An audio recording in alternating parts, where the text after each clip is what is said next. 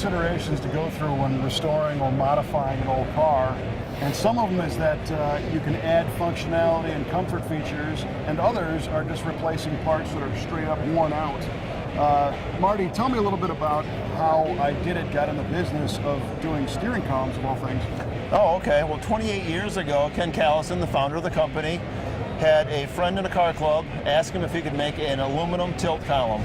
Set about on his home shop with a lathe and a mill and started making parts, and he came up with an aluminum tilt column. That guy took it to a car show, people saw it, the phone rang, rest is history. There you go.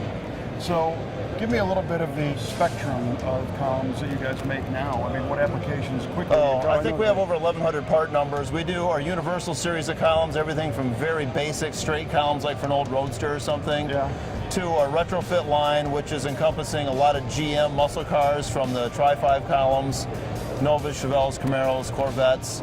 We're now getting into Fords with the Mustangs, the Falcons, the Ford trucks, the Broncos, and we're doing Mopar stuff too. The more people that ask for it, that's the one that gets done next. Very cool. Now, what makes this different from the original column that might have come in a car? Dimensionally wise, it should be the same. We want it to bolt in the way it came out of there. That's why we put things like welded on mounts on it, so it's going to bolt in the way it's supposed to. Obviously, it's a brand new column. Everything top to bottom in it's brand new.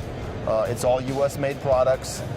Most of these old vehicles didn't have tilt, where this one is a tilt column, 8-position tilt, 35 degrees of swing up and down. Really gives added comfort to the driver. I'm noticing this one is a column shift. I see the tab at the end. Do you guys do anything different with options for controls or anything different as far as customization? Not so much on this one because it's a very specific column for the 76 to 77 Broncos. On our street rod columns, the universal ones, we can add a lot of options like cruise control, high-low beam switch, wiper switches, custom lengths. Pretty much no limit to what we can do. And this is also in black. Tell me about the finish options. It's black powder coated. We also offer this column in bare steel that the customer could paint to match, and we also do it in chrome. So, this being one of your new products, right? This is the Bronco column? Yes, it is. Yep, it's in the new products area here at SEMA. I picked this up as a non-GM column right away because it doesn't have the flat GM connector. Right, exactly. It's got a it's got a Ford spline shaft at the top end, complete Ford turn signal switch, and Ford wiring. The ends on all these wires, which are all Ford color-coded, by the way, are designed to plug into the stock Ford wiring plugs. Well, that's pretty cool because the Ford and the Mopar guys for a long time were forced to cut their stuff and add a GM connector, especially with the colors. Yeah, we're trying to help them out with that. Yeah, that's great. What else do you guys have new in addition to this Bronco column? The other product we have right now that's brand new is our Ford Falcon columns.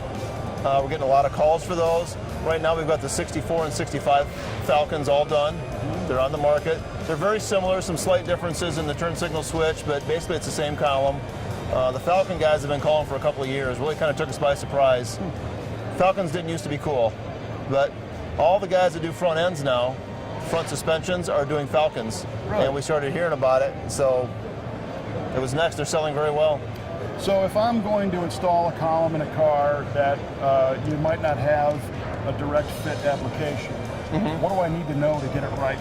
First thing you need to know is the overall length. There's information in our catalog, there's information on our website on how we want you to measure a column. Essentially, we're going from the end of this output shaft here to the top of the outer sleeve of the column. That's probably the most critical dimension we need. There's other things to look at, like where the wires come out, things like that. But like I said, we have the ability to pretty much custom make it however you would want it. We have a full line of universal columns in a variety of lengths. Typically, we have one on the shelf that'll fit your car. Right on.